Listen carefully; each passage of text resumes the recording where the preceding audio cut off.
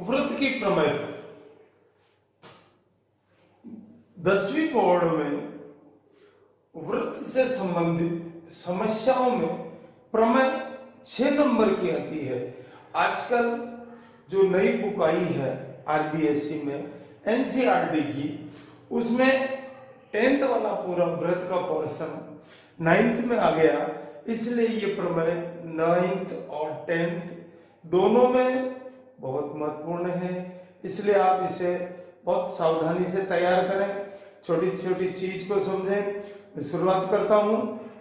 किसी वृत्त में समझेंगे प्रमेय है, किसी वृत्त में चाप द्वारा केंद्र पर बना कोण शेष परिधि पर बने कोण का दुगना होता है। ये भाषा आपको याद होनी चाहिए। जब ये भाषा आपको याद हो जाएगी, ये चीज याद हो जाएगी, क्या है फिर सुने। वृत्त में चाप, सबसे पहले क्या चीज आ रही है, एक सर्कल आ रहा है, ये वृत्त, दिस इज सर्कल। वृत्त में चाप, चाप मींस ये पॉइंट ए बी वाला, इस परिधि पे कोई दो वृत्ताकार भाग पर दो बिंदु, परिधि के किसी दो बिंदुओं पर ए बी, ये कहलाता है चाप। इस चाप के द्वारा केंद्र, केंद्र का मतलब ओ से जो कोण बन रहा है ए ओ बी, जो कोण बन रहा है वह शेष परिधि, मतलब ये चाप के बाद जो भाग बच गया परिधि का, वो कहलाता है शेष परिधि। चाप के अलावा जो परिधि का शेष भाग है उस पर कोई बिंदु अगर स्थित है सी, तो इसके द्वारा, इस चाप के द्वारा शेष परिधि पर बना कोण, जो कोण बनेगा वह केंद्र पर बने कोण का, केंद्र का कोण शेष परिधि पर बने कोण का दुगुना होगा। फिर समझे, इसकी भाषा ही महत्वपूर्ण है। भाषा है चाप द्वारा केंद्र पर बना कोण शेष परिधि पर बने कोण का दुगुना होता है। इस भाषा को आपको बहुत ध्यान से समझना है। फिर समझे, वृत्त में इस चाप, कौन वृत्त में चाप, चाप जब अपने को पता चल गया ए बी है, ये हमने लिया है चाप ए बी, केंद्र का कोण ए ओ बी और शेष परिधि का कोण कौन सा है ए सी बी। आपको ये चित्र बनाना है। पहले भाषा देखने के बाद इस भाषा के आधार पर आपने सर्कल बनाया, सर्कल के बाद आपने चाप लिया, चाप को केंद्र से मिलाया, शेष परिधि को मिलाया। आपने जो जो काम किया है उस काम को आराम से समझते हुए करना है। अब आप क्या करेंगे, दिया है लिखेंगे। आपको इस प्रमेय में इसकी भाषा से क्या जानकारी हो रही, भाषा से जो जानकारी होगी उसके आधार पर आपको इसको सिद्ध करना पड़ेगा। कैसे करेंगे, क्या दिया हुआ है, वृत्त में, ये वृत्त चाप ए बी, देखिए चाप ए बी द्वारा केंद्र पर बना कोण, इस चाप ए बी द्वारा केंद्र पर कौन सा कोण बन रहा है A O B, A O B वह शेष परिधि पर बना कोण ए सी बी, यही बात कह रहा है, यही भाषा है। वृत्त में चाप द्वारा केंद्र पर बना कोण शेष परिधि पर बने कोण। रिश्ता क्या है वो बाद में बात करेंगे। हमको क्या मालूम है कि कोई वृत्त है, उसमें चाप के द्वारा दो कोण बन रहे हैं, एक केंद्र का कोण बन रहा है, एक शेष परिधि का कोण बन रहा है, उसको हमने दिया है में लिखा। क्या लिखा, एक बार फिर सुन ले, वृत्त में चाप ए बी द्वारा केंद्र पर बना कोण ए ओ बी शेष परिधि पर बना कोण ए सी बी है। राइट, ये चीज समझ में आने के बाद सबसे पहले ये भाषा क्लियर होनी चाहिए। भाषा जब समझ में आ जाएगी तो आपको इसके एक एक स्टेप समझ में आएगी। क्या कह रहा है, केंद्र पर बना कोण शेष परिधि पर बने कोण का दुगुना होता है। आपका केंद्र का कोण कौन सा है A O B, this is A O B, A O B बराबर ए सी बी का डबल है, जो शेष परिधि का कोण है उसका डबल है। ये हमको प्रूव करना है। क्या प्रूव करना है, केंद्र का कोण शेष परिधि पर बने कोण का डबल होता है, दुगुना होता है, ये हमको सिद्ध करना है। अब सिद्ध हमको जब ये चीज करनी है तो इसके लिए हमको कुछ रचना करनी पड़ेगी। मैंने दो डायग्राम बनाए हैं। दो डायग्राम इसलिए बनाए कि एक से आपको जानकारी हो सके चाप, केंद्र का कोण, शेष परिधि का कोण। अब इसको प्रूव करने के लिए आपको क्या करना पड़ेगा, इस ओसी को मिलाया, ओसी मीन्स रेडियस, ओसी क्या है, इस वृत्त की त्रिज्या है। इसको मैंने ई तक बढ़ाया, थोड़ा आगे बढ़ाया और इसको टच नहीं किया, थोड़ा कम रखा मैंने, ओसी तक बढ़ाया। फिर मैंने इसको नंबरिंग कर दिया, क्योंकि एंगल को नंबर से लिखने में आसानी रहती है, आसानी से समझ में आ जाता है, ध्यान रह जाता है। बाकी बार बार एंगल एंगल एंगल लिखेंगे थोड़ी तकलीफ आती है, तो नंबरिंग कर देते। तो नंबरिंग कैसे की, 1 2 3 4 5 और 6। मेरे को इन 6 एंगल का उपयोग करना है, 6 कोणों के आधार पर मेरे को इस प्रमेय को सिद्ध करना है। क्या किया रचना में, ओसी को मिलाया व ई तक बढ़ाया। फिर मैंने 1 2 3 4 5 6 इसमें अंकित कर दिया मेरे सेकंड डायग्राम में। फर्स्ट डायग्राम ओनली समझने के लिए, देखिए मैंने एरो एंगल का सिंबल बना रखा है, ये सिंगल है, ये डबल है। ये अगर 30 है तो ये 40 दुगुनी का मतलब, ये 30 है, ये 40 60 हो गया, ये 20 है, ये 40 हो गया, ये 100 है, ये 200 हो जाएगा, जस्ट लाइक ए डबल। तो क्या सिद्ध किया अपने का, ओसी को मिलाने पर हमने रचना कर ली। अब हम इसको प्रूव करेंगे। प्रूव करने के लिए हम इस डायग्राम को देखते हैं।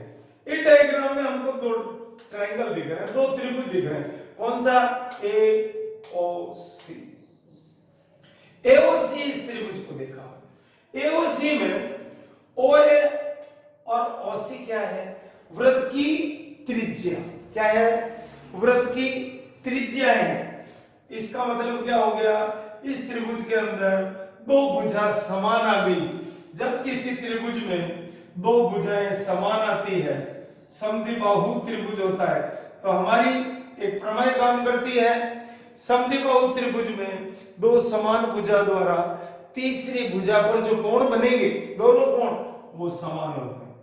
ये हम थ्योरम से पढ़ते हैं, प्रमेय पढ़ते हैं।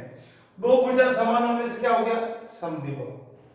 हमने प्रमेय काम में ली समद्विबाहु त्रिभुज वाली, इसलिए मैंने लिखा प्रमेय से कोण 1 बराबर कोण 2। मेरा क्या प्रूव हो गया कि समद्विबाहु के कारण से ये दोनों एंगल बराबर हुए, तो कोण 1 और कोण 2 मेरा बराबर हो गया। यही चीज मैंने दूसरे त्रिभुज में इसके सामने लिखी, बीओसी।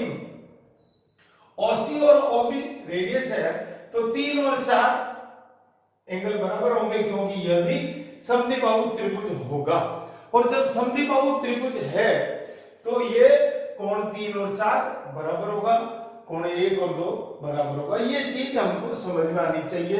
एक बार पुनः देख लें, त्रिभुज एओसी और बीओसी में दोनों त्रिज्याएं हैं, क्योंकि एक ही वृत्त की सभी त्रिज्याएं बराबर होती है। तो इस त्रिभुज के लिए दोनों त्रिज्या बराबर, दूसरे त्रिभुज के लिए दोनों त्रिज्याएं बराबर है।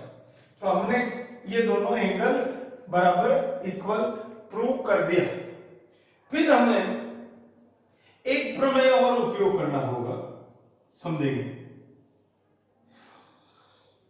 दो अंतः कोणों का योग, समझे इसको। दो अंतः कोण, ये वाले किसी ट्रायंगल के दो अंतः कोण हैं। इन दोनों कोणों का योग इस बहिष कोण, बाहर वाले कोण के बराबर। प्लीज समझे, इसमें दोनों कोणों का योग, अंतः कोणों का योग, अंदर आकृति के अंदर की ओर बनने वाले कोण अंतः कोण और बाहर की ओर बनने वाले कोण बहिष कोण कहलाते हैं। तो दो अंतः कोणों का योग एक बहिष कोण के बराबर है, ये बात कर रहे हैं हम। इन दोनों कोणों का योग बाहर।